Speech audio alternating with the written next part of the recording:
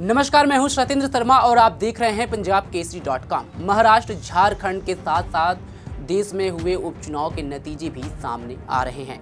कई सीटों पर हो रहे उपचुनाव को लेकर के लोगों के बीच सस्पेंस बना हुआ है कि आखिर जो चुनाव हो रहे हैं इसमें कौन सी पार्टी आगे निकलेगी।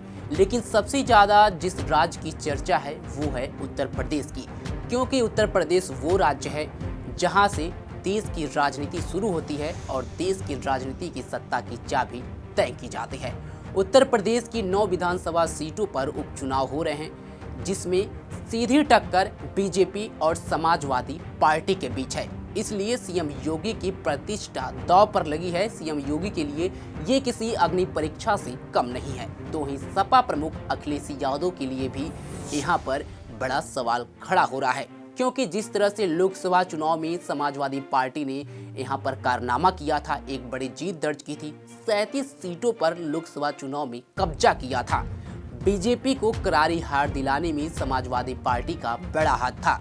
तो अखिलेश यादव के ऊपर ये बड़ा सवाल है और एक प्रेशर भी है कि उस दौर को दोहराते हुए, उस जीत को दोहराते हुए विधानसभा के उपचुनाव में अच्छा प्रदर्शन करें। लेकिन जो चुनावी नतीजे सामने आ रहे हैं, शुरू में जो रुझान सामने आ रहे हैं, उसने सपा के लिए मुश्किल खड़ी कर दी है।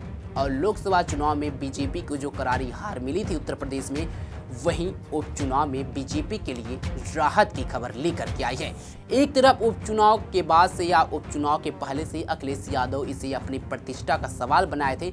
सीएम योगी को काफी कटाक्ष भी कर रहे थे उनके ऊपर और कह रहे थे कि यहाँ पर सीधे तौर पर समाजवादी पार्टी 9 की 9 सीट जीतेगी अगर सही से मतगणना हुए। जनता एक तरफा समाजवादी पार्टी को वोट देंगी। लेकिन अब जब चुनावी नतीजे घोषित किए जा रहे हैं, रुझान सामने आ गए हैं और लगभग 12 बजने को है, तो धीरे धीरे ये आंकड़ा परिणाम में साबित होते जा रहा है और मार्जिन भी बढ़ता जा रहा है। लेकिन अगर बात करें सीएम योगी की, तो जिस तरह से लोकसभा चुनाव में बीजेपी को नुकसान हुआ था, सीएम योगी के चेहरे पर बड़ा सवाल खड़ा किया गया था। बीजेपी के अंदर भी कई सारे नेता, यहां तक कि बीजेपी के उत्तर प्रदेश के डिप्टी सीएम केशव प्रसाद मौर्य की तरफ से तकरार भी देखने को मिली थी और उन्होंने कहा था कि संगठन और पार्टी से बड़ा कोई नेता नहीं हो सकता है। हालांकि बीजेपी इन सभी चीज को आगे छोड़ते हुए सीएम योगी को फेस बनाकर के ये पूरा चुनाव लड़ा और साथ ही सिर्फ उत्तर प्रदेश में ही नहीं, महाराष्ट्र हो या झारखंड हो, तमाम जगह, हरियाणा विधानसभा चुनाव देखा जाए, तमाम जगह एक ब्रांड एम्बेसडर के रूप में सीएम योगी आगे उभरे और आखिरकार सीएम योगी के ऊपर बीजेपी का विश्वास दिखाना कहीं ना कहीं उत्तर प्रदेश में हो रहे उपचुनाव के रिजल्ट को सही साबित करते हुए दिख रहा है। आपको बता दें कि 9 विधानसभा सीटों पर जो रुझान सामने आए हैं, उसमें 6 सीटों पर बीजेपी और उसकी गठबंधन पार्टी आगे चल रही है, जबकि 3 सीटों पर समाजवादी पार्टी आगे चल रही है। सीट वाइज आंकड़ा हम आपको बताएंगे, लेकिन आपको बता दें कि जिस तरह से प्रतिष्ठा दांव पर लगा था, यहां तक कहा जा रहा था कि ये उपचुनाव सीएम योगी का भविष्य तय करेगा, उनकी कुर्सी तय करेगा कि वो उत्तर प्रदेश के मुख्यमंत्री बने रहेंगे या नहीं बने रहेंगे। वहीं इस उपचुनाव को 2027 में होने वाले विधानसभा चुनाव के सेमीफाइनल के तौर पर देखा जा रहा था।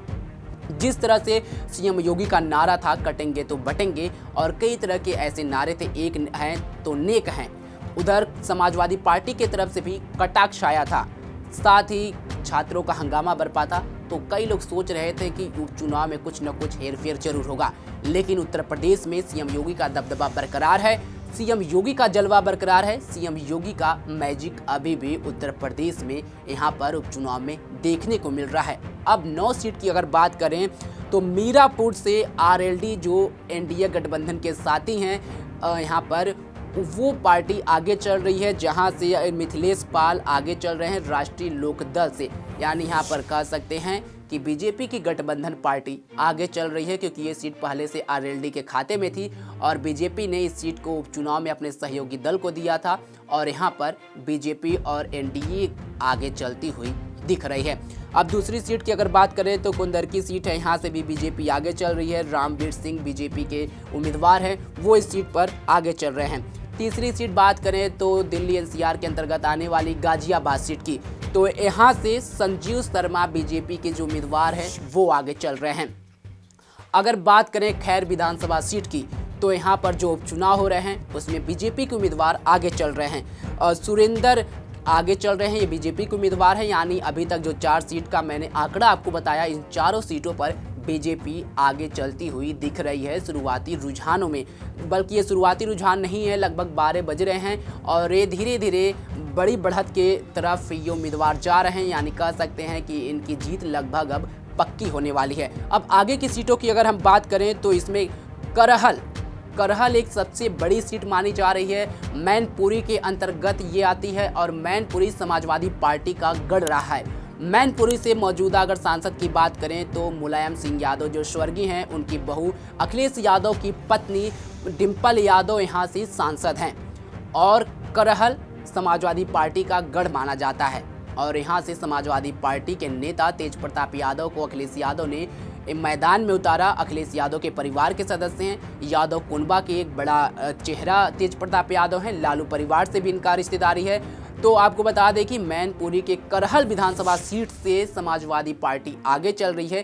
तेज प्रताप यादव लगभग 21,000 वोटों से बढ़त अभी तक बना लिए हैं, यानी बड़ी जीत के तरफ तेज प्रताप यादव अग्रसर हैं। अब बात हम करते हैं सीसामऊ विधानसभा सीट की। तो सीसामऊ में भी समाजवादी पार्टी अच्छी बढ़त बनाई हुई है। लगभग 22,000 से ज़्यादा वोट पर अभी वो आगे चल रही है मतों से, यानी यहाँ पर भी लगभग समाजवादी पार्टी की जीत पक्की दिख रही है।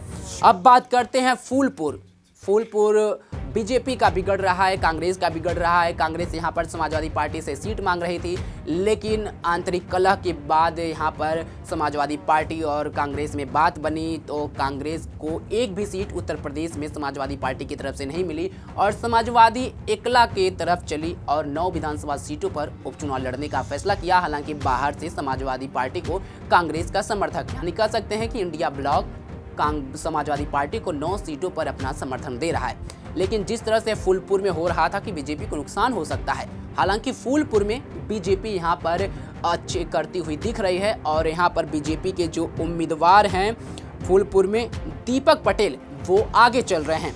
अब बात करते हैं कटेहरी विधानसभा सीट की। तो कटेहरी विधानसभा सीट से बीजेपी के लिए अच्छी खबर नहीं है। शुरुआती रुझान में कटेहरी से भी बीजेपी के उम्मीदवार आगे चल रहे थे, हालांकि अभी मौजूदा समय में बीजेपी यहां पर पिछड़ती हुई दिख रही है और समाजवादी पार्टी के उम्मीदवार जो हैं शुभामती वर्मा, वो फिलहाल आगे चलती हुई दिख रही हैं। यानी कह सकते हैं कि लगभग 3,000 वोटों से शुभामती वर्मा आगे चल रही हैं, यानी अभी भी यहाँ पर कांटे की टक्कर देखने को मिल रही है, क्योंकि 3,000 वोट से आगे चलना ये अभी बड़ा मार्जिन नहीं है। तो यहाँ पे कुछ बदलाव होने की संभावना है। हालांकि समाजवादी जिन 2 सीटों पर आगे चल रही है उसमें बदलाव होने की कम ही संभावना है, क्योंकि वहाँ पर उसने एक अच्छी बढ़त बना ली है। अब जो 1 सीट बची है, 8 सीटों का आंकड़ा हमने आपको बता दिया है। अब 1 सीट का अभी और बचा है, जिसमें मंझावा सीट है। उसमें अगर बात करें तो बीजेपी के लिए अच्छी खबर है। यहाँ से बीजेपी के उम्मीदवार आगे चल रहे हैं, जिनका नाम है सुष्मिता मौर्य। बीजेपी के ये उम्मीदवार हैं और यहाँ से बीजेपी को बढ़त मिलती हुई दिख रही है।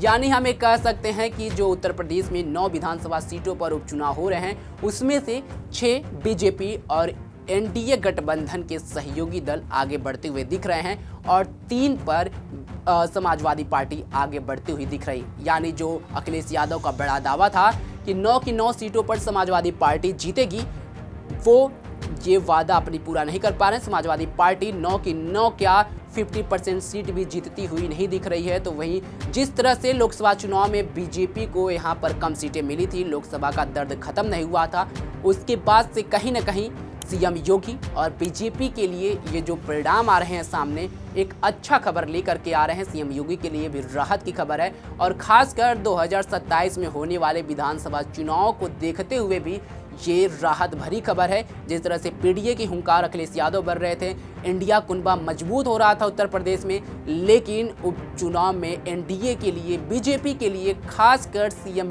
योगी के लिए ये अच्छी खबर उपचुनाव लेकर के आई है और यहाँ पर बीजेपी एक बार फिर से वापसी करती हुई दिख रही है। इस खबर पर आपकी क्या राय है, कमेंट बॉक्स में हमें जरूर बताएं। तमाम खबरों के लिए जुड़े रहे हमारे साथ और देखते रहें पंजाब केसरी.com। धन्यवाद।